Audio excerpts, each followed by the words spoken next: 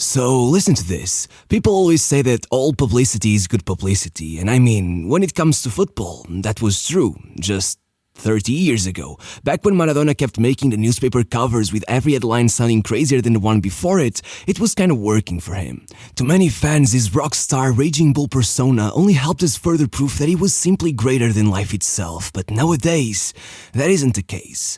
When Luis Suarez kept making headlines for the worst reasons, even with Maradona himself coming out to defend him, saying Suarez reminded him of his younger self, nobody listened.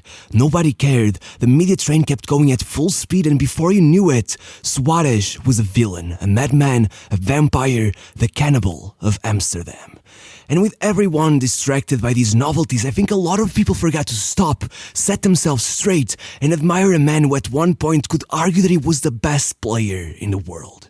A man who, while playing in the toughest era in history, managed to steal not one but 2 European golden boots from the tight grip of Ronaldo and Messi. And what is even worse is that the people who were distracted back then seem to have forgotten him now. But did Luis Suarez deserve to be the most hated player in the world? Because after looking back on his life, I'm not so sure. I can pretty much pinpoint the year where everything went wrong. It was 1994, the year his family moved to Montevideo. Suarez was so afraid of moving into the big city that his parents even let him stay behind with his grandma for a while. But once he did move, it was even worse than he thought. The other kids bullied him because of his accent. He wanted to go outside and play football, but it seemed too dangerous to go alone. And once he actually did, a car literally ran over his foot and broke one of his metatarsal bones. Before he knew it, Suarez was seriously depressed. As he said, back then, nothing seemed to ever go right. I didn't want to study, I didn't want to train. I was so angry at everyone. I began rebelling, and that worked against me. And of course, after all of that, he was hit with an even heavier blow. At 14, his parents divorced, and his mom was left to take care of 7 children, forcing Suarez to start working as a street sweeper, sending him further down the rabbit hole.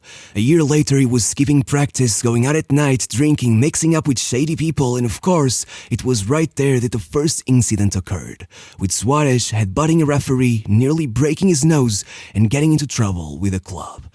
But you know what, I just gotta go on a tangent here because this minor moment ended up culminating in a literal assassination attempt. Look, I'll be fast. Pretty much his team was associated with the cartels and had a habit of bribing and intimidating referees, so of course, they did just that, trying to make sure Suarez wouldn't get in real trouble. But then, a journalist caught wind of all of this, and before he knew it, he was getting shot on his own doorstep, only surviving because the hitman was just some guy who owed money to the cartels, so that guy chickened out and ended up instead shooting him in the leg. So, yeah, there's your daily dose of obscure stuff I find while researching these videos, but moving on. As weird as it sounds, after all of this, Nacional almost dismissed Suarez from the team, only allowing him to stay after one of the coaches decided to vouch for him, warning him that this was his last chance. But thankfully, after this, for the first time in his life, Suarez got really lucky, because just as he needed to get his act together, he met Sofia Balbi, his future wife, and seemingly the only person who could set him straight, calming him down and convincing him that he could make it as a footballer, leading his confidence to skyrocket and leading him to blow past what anyone expected of him, scoring 63 goals in a year, only one short of breaking the all-time record in his academy, which literally belonged to Ruben Sosa, one of the greatest Uruguayan players of all time. At this point, it seemed that almost like a guardian angel, Sofia had come into his life to turn his luck around. But then, it happened. Sofia's family emigrated to Barcelona and Suarez was left alone once more. He could have easily dropped down into the abyss once again, but instead, he made Sofia one promise that would change everything. He told her, "I'm gonna make it, I'm gonna be so good, I'll have to bring me to Europe, and as soon as possible, I'll be by your side in Barcelona." And as you know, he didn't just talk the talk, he also walked all over his competition, and just 2 years later he made it to the first year in Uruguay, scoring 12 goals and winning the league, all on his debut season. And lucky for him, on one of his best matches of the year, Henk Veldmate, a former Groningen player, was watching. And though he was there to scout one of his teammates, Suarez's performance left him with no doubt that he simply had to sign him. And so, even when Nacional asked for $800,000, far more than they expected, Henk insisted, and the moment Suarez got to Europe, Sofia was already there waiting for him. And thank God she was, because by the time Suarez arrived in training, he was like 7 kilos overweight. The board thought Hank was crazy for thinking this guy could ever be a top player, and the only reason he even made it to the pitch was that Sofia began preparing all of his meals, forcing him to give up on his Coca-Cola, which he was damn near addicted to. And so, only a few weeks later, looking fitter than ever, Suarez was scoring his first goal for Groningen in what was their first European campaign in 13 years. However, his temper was quick to get a hold of him, as in the second leg of that match he was already angrily yelling at the manager as he got substituted, making him so angry that he smashed his umbrella into the ground, watching the rest of the game while soaking in the rain. However, with both the fans and the manager already turning their backs on Suarez, the next match, with 8 minutes to go and losing 3-1 to Vitesse, Suarez first won a penalty and then scored twice in 2 minutes to turn the score around in injury time. And just like that, suddenly the stadium was cheering his name and Suarez was celebrating hand in hand with the coach. He just can't deny greatness, and so from there on out, even if Suarez couldn't contain his inner monster, the fans didn't care. In February, in just 5 matches, he pulled off 4 goals but also 3 yellow cards and a red. Then he got his debut for the national team and immediately got his first red card there as well, and still nobody cared. He was so good, it justified everything else. Or at least it did, until Ajax offered a measly 3.5 million for the player, leading him to sue Groningen once they rejected their embarrassing offer, ruining his relationship with the fans for good, even though Ajax would eventually cave in and pay 7.5 million instead. Regardless, very soon it had been proven that he was worth all that money and maybe even more, as Suarez would hit the ground running in Amsterdam, scoring 5 goals in his first 5 matches, pairing extremely well with Huntelaar, and finishing his first season at the club with 36 goal contributions. Absolute world-class numbers, especially considering how often he was subbed on and off.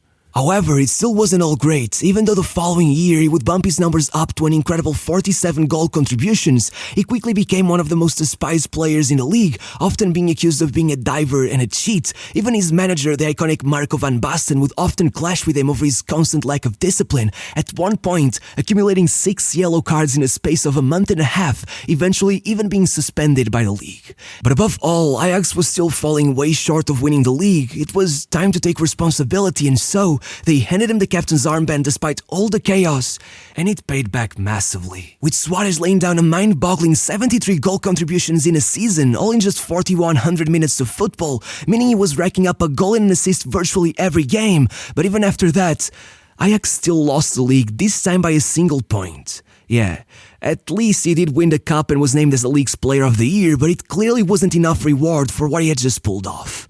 Regardless, over summer, things would get heated once again. Suarez was called up to his first ever World Cup, and it was...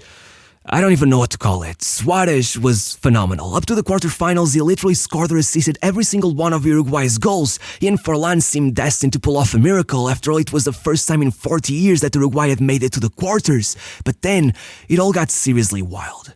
With the match against Ghana in its dying minutes and the result settled at a 1-goal draw, Suarez watched as the ball was about to hit the net, sending Uruguay out of the competition, and so he used his hands to get it out, being instantly shown a red card. But as he walked down the tunnel in tears, he looked back and he watched as Asamoah Gyan missed the penalty, leading Uruguay to the semi-finals, all thanks to him.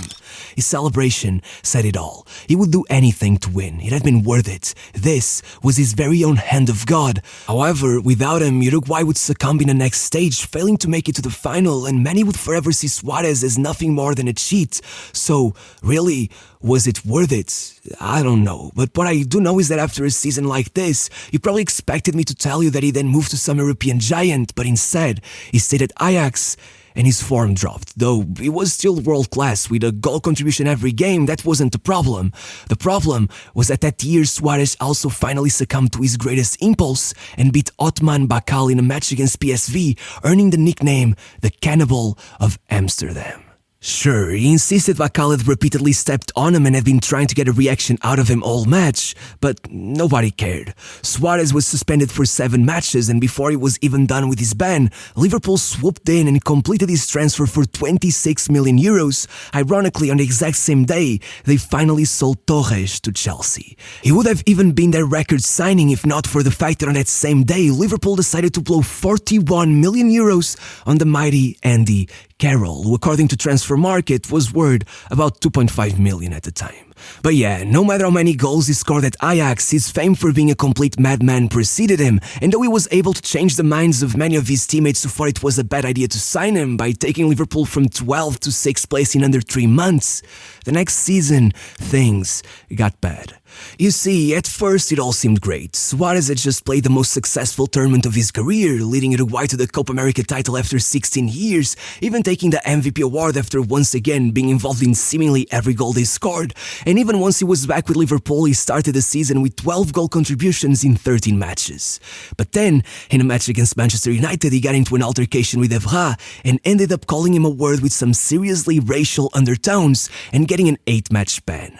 Once again completely ruining his image, getting caught up in a media storm and allowing all the drama to get him off his game completely, only scoring 9 goals from October to April, even getting booed by the fans, and at one point, not only showing his middle finger to the stands, but refusing to shake hands with Evra and kicking a ball into the United dugout. It wasn't pretty. It looked like Suárez was once again stuck in a hole, but as always, he dragged himself out of it with one unbelievable performance after the other, pulling off 43 goal contributions over the next 44 matches, only to succumb to his impulses once again in a match against Chelsea, biting Ivanovic and being banned for the rest of the season. I just wish I could have seen Bacal's face when he got the news that it had happened again. Regardless, with Liverpool slowly realizing how much of a marketing liability Suárez could be, they did end up forcing him to go to anger management classes. In fact, his shrink even confirmed that he did believe it all stemmed from repressed feelings from his childhood. But regardless, none of this stopped him from making the shortlist for the PFA Player of the Year award and making it to the Team of the Year. However, it did lead him to claim that the media was making his family's life unbearable and that he had to move out of the country, coincidentally, right after Real Madrid had approached him, only to then ironically try to force a move to Arsenal, who submitted a bid of 40 million and €1 after hearing that Liverpool was willing to begin negotiations at 40 million, leading the owner of Liverpool himself to tweet, "What do you think they're smoking over at the Emirates?" And well, thank God he didn't leave, because the season that followed was simply one of the greatest in the history of the Premier League. 31 goals, 17 assists in 33 matches, 1 contribution every 61 minutes, breaking the all-time goal-scoring record while also being the league's top assist provider, pulling off one of the greatest performances of all time against Norwich with 4 mouth-watering goals, and closing the season by winning the PFA Player of the Year award, as well as European Golden Boot, something no other player managed to do while Cristiano Ronaldo and Messi were both in Spain. And somehow, Liverpool would still bottle the title, despite literally being on top of the table with 3 matches to go. And still, despite all these achievements, there was no doubt Suárez was still public enemy number 1.